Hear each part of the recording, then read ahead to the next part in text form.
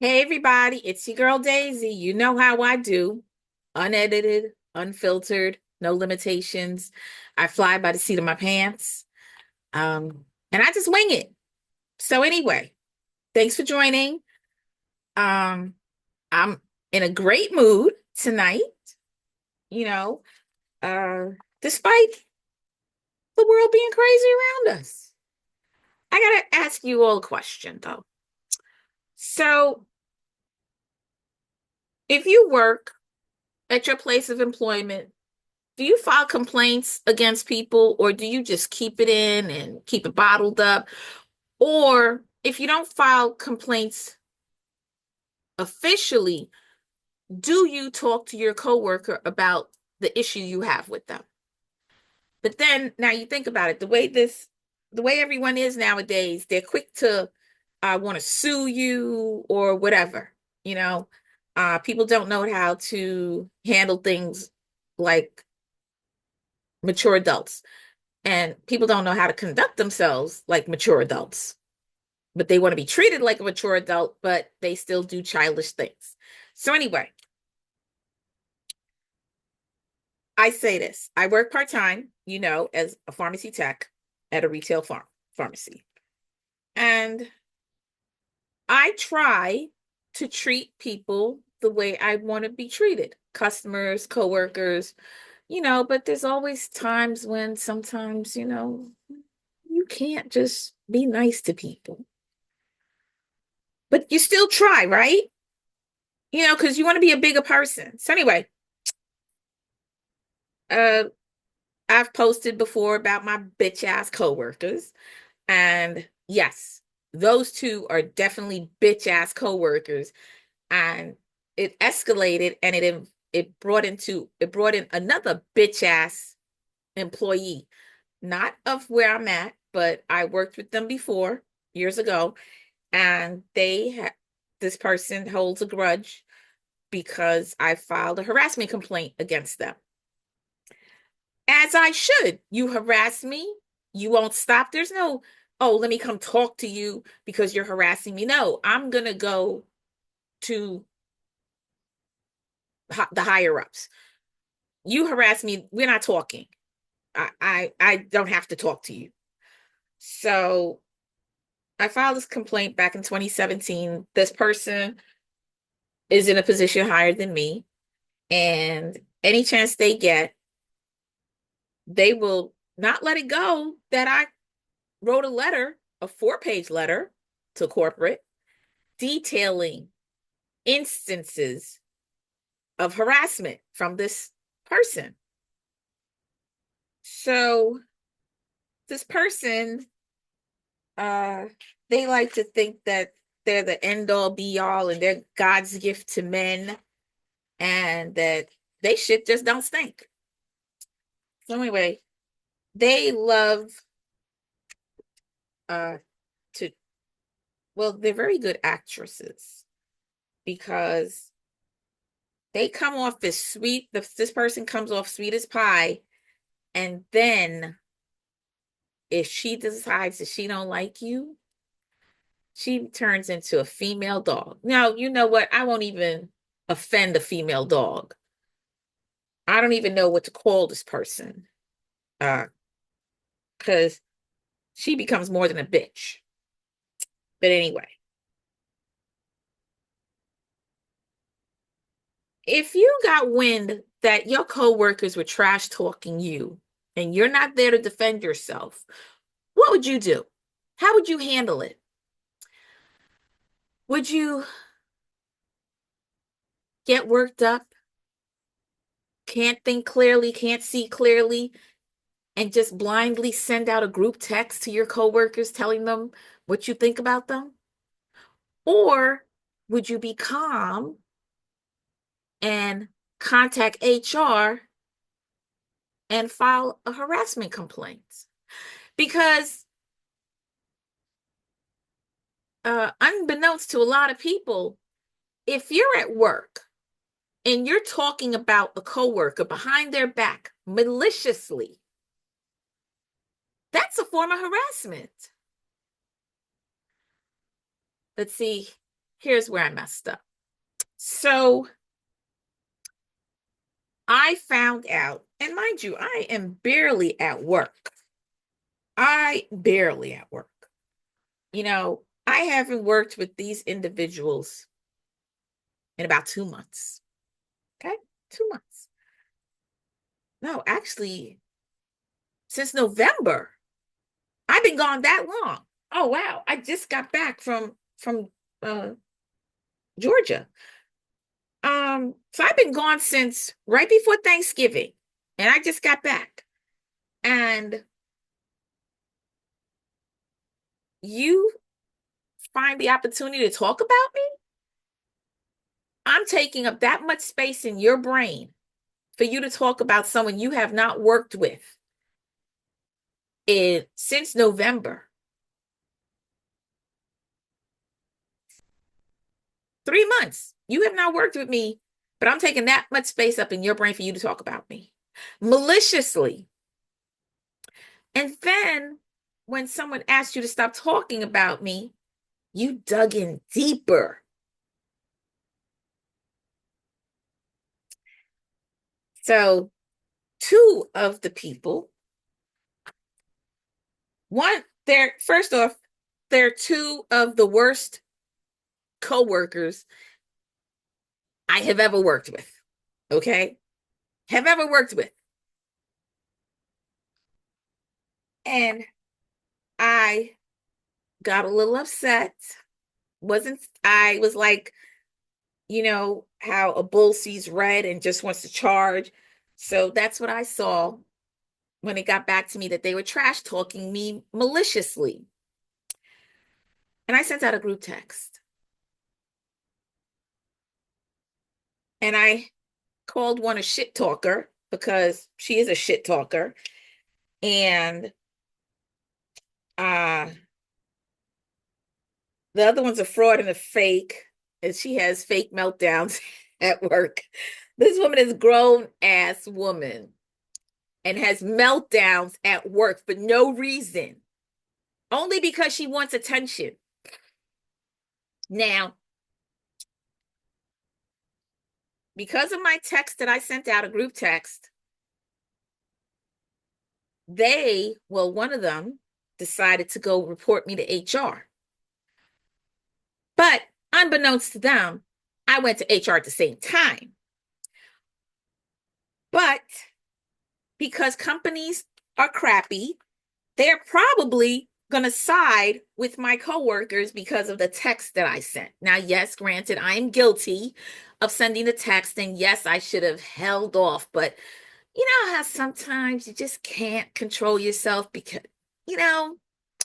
So, yeah, I called one a shit talker in the text, and they were quick to screenshot that text message. Let me tell you, because they ain't got nothing better to do with their lives. So they were sitting right by their phone when the text came in from me, the group text, and they screenshotted that bitch with the quickness. Anyway, so yeah, I called one an actress, a fake and a fraud that has meltdowns at every shift, and that they're the two biggest suck ups that I've ever worked with. Yeah. So yeah. So one of them filed a complaint against me and submitted the screenshot of the text message. So when the employee relations investigator called me, he said, I got a text message. I was like, yeah, I sent it. What do you want me to do? Lie? I said it. I sent it. I read to him what I sent, and I did edit the last sentence. So it didn't come off as threatening. But before I edited it, it did kind of come off as threatening. But anyway, I did tell them that if they needed to have a little chit chat with me, I would be into work and they can have a chit chat with me. Nowhere did I say that I was going to beat their ass. But I guess when I said I'm evil, you haven't seen evil, but you will. I guess that could be kind of taken as a threat. I don't know. But I did end it with, you're immature and I will go to HR. So I edited the last sentence, but they screenshotted the unedited version because they're bitch asses. And here's a funny. one of their supervisors, our supervisors, is scared of one of these frauds. I can't wrap my mind around that. You're the boss and you're afraid of an employee? An employee who has never threatened you, an employee who thinks they know everything, but they don't know shit because they failed a class. Yeah, I said it. What? I said it. Anyway, um, so I'm dealing with that. And I know my company is going to side with these two frauds, but that's okay because, like I said, I come in for entertainment purposes and my customers will miss me. They won't miss them too, but they'll be there. And like, no one notices if they haven't been around or not. Like, my customers come and be like, we're so glad you're back, Daisy. We've missed you. Like my Manischewitz customer who brings me my Manischewitz because she sees some days that I need it. Anyway, so I want to know, if you had an issue at work, how would you deal with it? Would you go ghetto on them and meet them in the parking lot and whoop their ass? Would you be an adult and just talk to them one on one? Or would you just go straight to corporate or HR? You know, personally, I feel if these two got an ass whooping, they would have deserved it. Just saying. Because you just got some people just need a good ass whooping to straighten them out. And I personally think that these two are one of those. But anyway, so I'm not worried about my job. I could give a rat's ass if they find me guilty and fire me. They find me guilty of harassment. Okay. But I'm not the one. So one of these people, the third person, is notorious for narcotics to go missing whenever they are at a pharmacy. So you got a thief, you got two liars. Well, all three are liars, but you got one that really should not have their license anymore. One who should never aspire to be a pharmacist. Okay. And the other one just needs to stop working.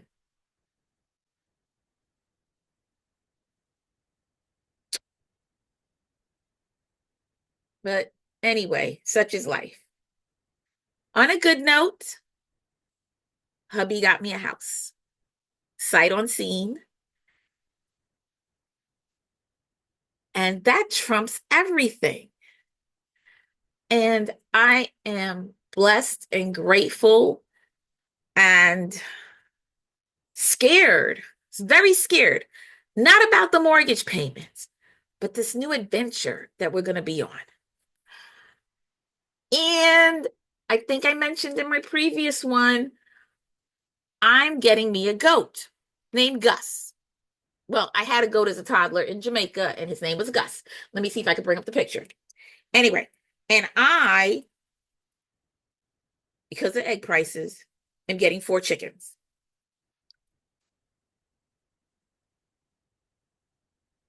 So let me show y'all the picture. I don't know if you really can see it, and then I scanned it into my phone, but the picture was already damaged. So can you see this? You can't see this. Can you see this? Hold on. Why can't you see this? Oh, that's so weird. Um, that's so weird. It's because I have this privacy screen on.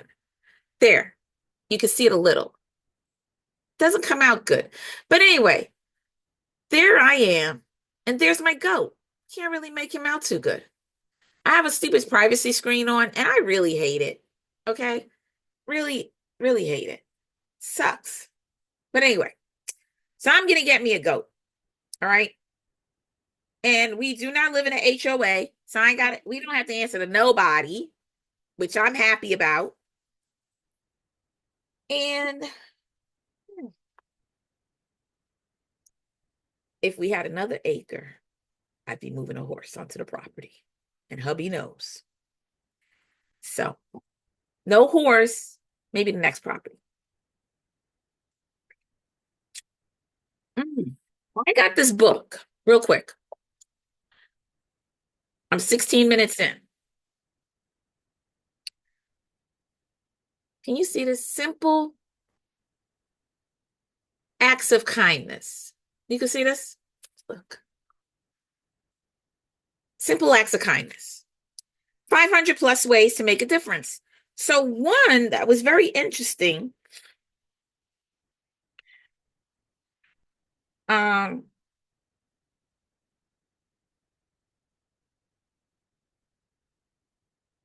and we don't even think about it. And I am notorious for this. It says, clean up your language. I cuss like a sailor. It's easy to fall into the habit of using profanity, and it sounds anything but kind to those around you. And it's funny because I try not to use it in every sentence, but I do know people close to me that every sentence contains a profanity. Every sentence. And it's funny because I find it offensive and I curse. And no, it's not the pot calling the kettle black. Okay. Anyway, another one.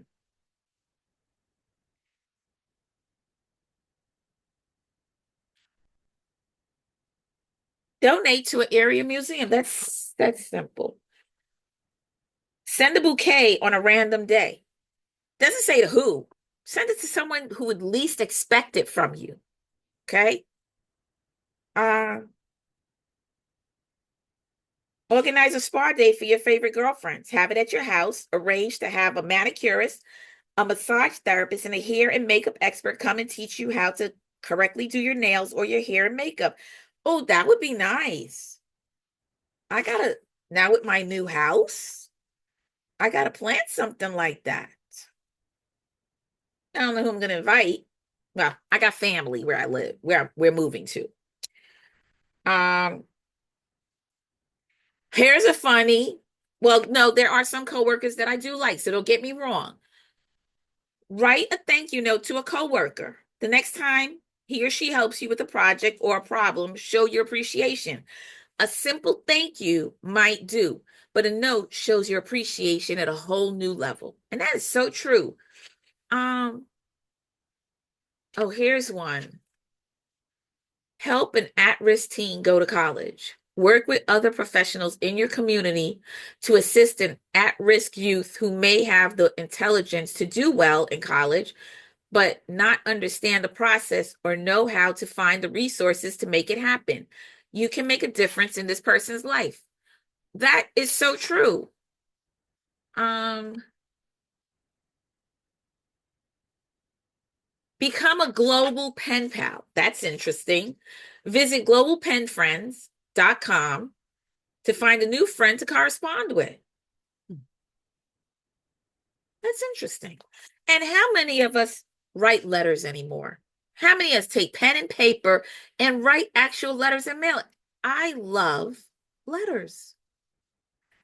I have this one letter that my dad wrote me when I was little on he went on his many trips to Jamaica, and I still value that letter. He didn't have a lot to say, but he made an effort to write me a letter and mail it. Well, of course, how would I get it? Anyway,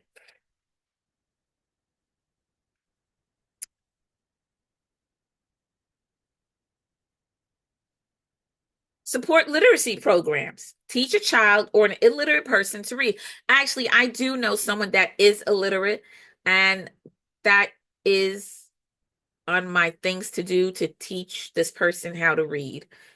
Um, and it says it'll change their lives for the better, and you'll be earning some good karma. Check proliteracy.org for more information. I got to do that too. I got my hand in too many things. I need to focus. Oh, here's a funny, because I said I want a goat, right? It says buy a goat for a family in a developing country. This small gesture would help the family in myriad ways. The family will have goat's milk to drink and will be able to sell the extra. Goat manure will enrich the soil, enabling the family to grow a crop which can be sold for money. Visit worldvision.org/ways to give to find out more. Oh, this one's for my girl Kelly. She's all about women, women's rights and everything, and just uplifting women.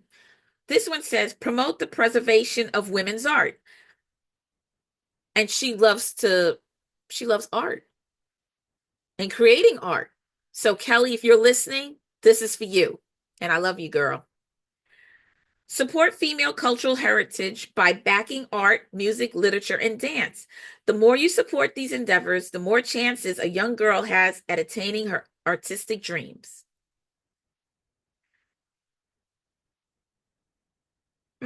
That's interesting. So, Kelly, there you go, girl. Anyway, I'll read a couple more the next time I'm on. Um, Today was just random. Uh, I'm blessed. I'm thankful for everything that I have. Some I feel is undeserving, but I'm still grateful. And the 23rd of February, hold up, let me do the math. Hold up. So, as you all know, my dad passed away. He passed away in September 2018. Um, my parents were still married when he passed. That's another story. Um, so if my dad was still alive, February 23rd would have made 58 years that my parents were married. And no, it was not always a happy marriage, but he stuck it out. He says because he didn't want to go through another divorce. And, you know, on that note, if you're in an unhealthy relationship and you are staying for the children, don't stay. Leave. Work it out where you could still be in your children's lives, but don't stay because of the children. Okay. It could turn ugly or deadly. Okay. And no, it did not turn like that for my parents. Um, but I don't think either of them were really happy. Okay. So you got to do what's best for you first, and then so that you could take care of your children. Because if you're not there together, how can you take care of your kids? So if anyone is in an unhealthy relationship because of your children, do not stay. Do not stay. Your kids will figure it out and they will know, even though you try to hide it, that everything is all hunky-dory and peachy. Children pick up on stuff. So don't put them through it. It's not worth it. And on that note, everyone have a good night. Thank you for joining me on Late Night Chronicles. Ciao, Bellas.